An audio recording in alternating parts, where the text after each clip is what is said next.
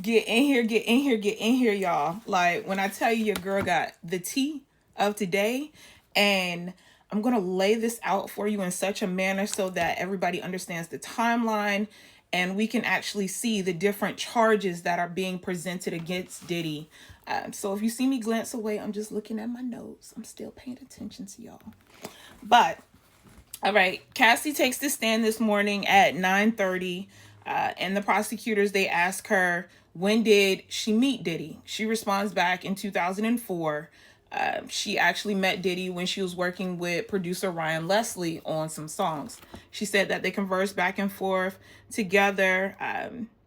She would see him around and so forth like that. And then it wasn't until actually 2006 when Cassie officially signed to Bad Boy Entertainment, right? And the deal that she signed with Diddy was a 10 album contract. 10 albums, okay? What does that sound like to you? How many albums have you seen your greatest artist put out? Just put that in perspective, right?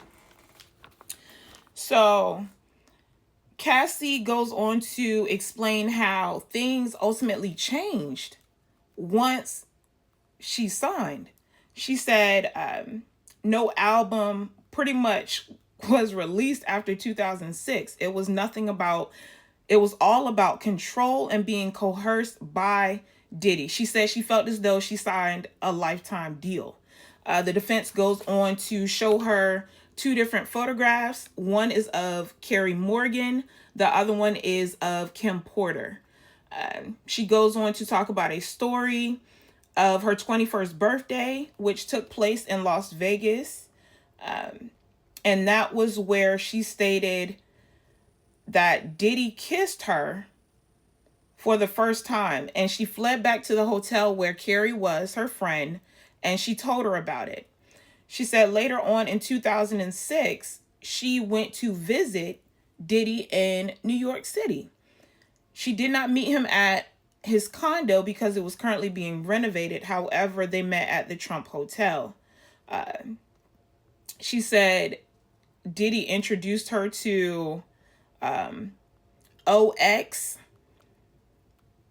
Exactly what I'm saying. Yes. And she said she was nervous yet excited at the same time.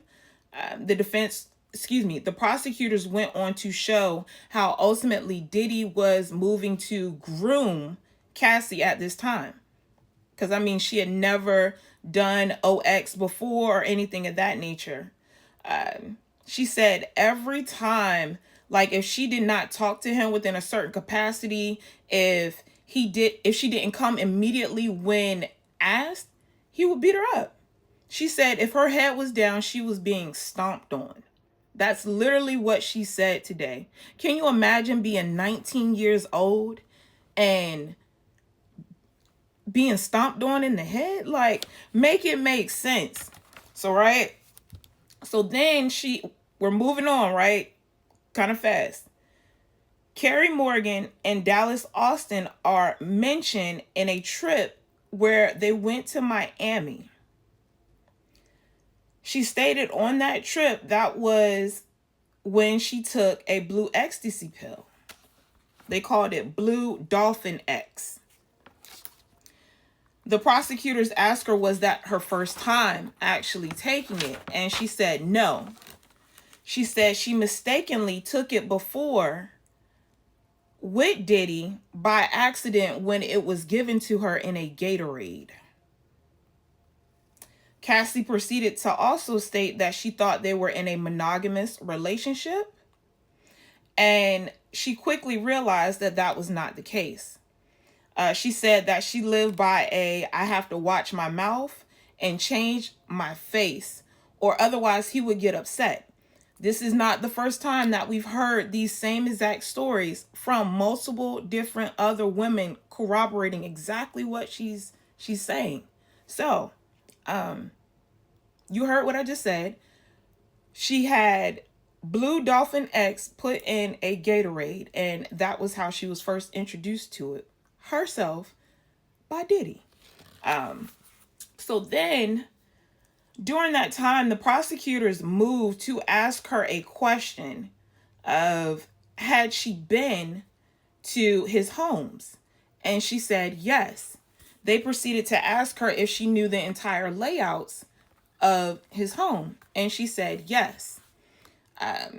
The government asked her if all of the homes had safes. Cassie responded and said yes. They asked her if she knew what was inside of those safes.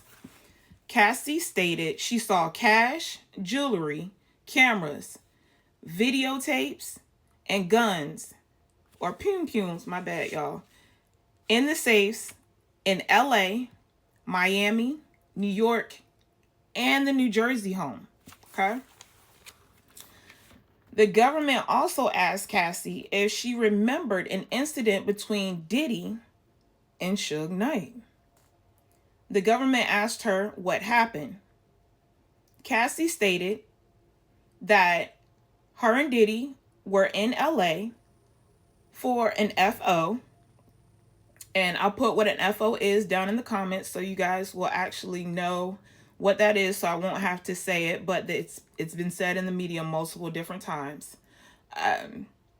However, while they were in the middle of that FO, D-Rock, who has now been introduced into this, came into the room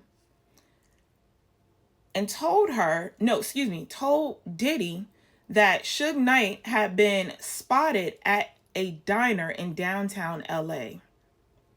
So from this, Cassie says that Diddy got up immediately, and the look of rage and anger that was in his face, nobody will want to deal with that. And she just begged him, please don't do anything stupid. And she said he got the pum-pum and left out. They headed downtown. She said that she was crying and asked him not to do anything stupid. From there, the government asked her if she was ever handed a pum-pum. Cassie responded and said yes. They were going to the club, and she was told to put the pum-pum in her bag. But she stated that she was high off of shrooms, and she stated she just started freaking out.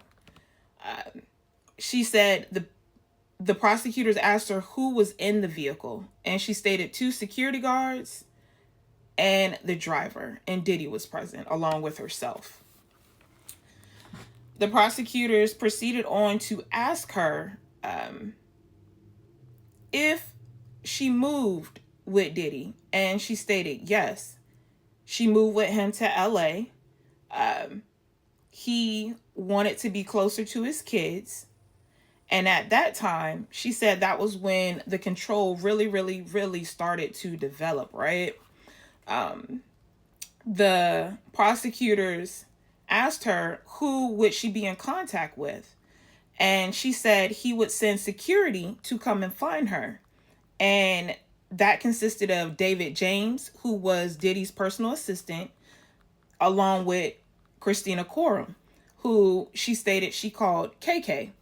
Mind you, Christina Coram is also listed in multiple different lawsuits along with Diddy. Not to mention that Christina Coram is also listed in multiple different lawsuits along with other celebrities. Remember that lawsuit with Drewski? Go do your research. So, with that being said, Cassie stated that Diddy would utilize a golf cart to go basically back and forth between his home and her home, stating that she did not live far at all. So, I know, I just went through like a whole bunch. But the next part is actually really interesting, right? Cassie was asked about the FOs and how she went about finding the prospects, or basically the escorts. She stated that she went on Craigslist and found these escorts for these FOs. So stay tuned for the next part where I dive into the alias names and a little bit more. So I'll see you in a second.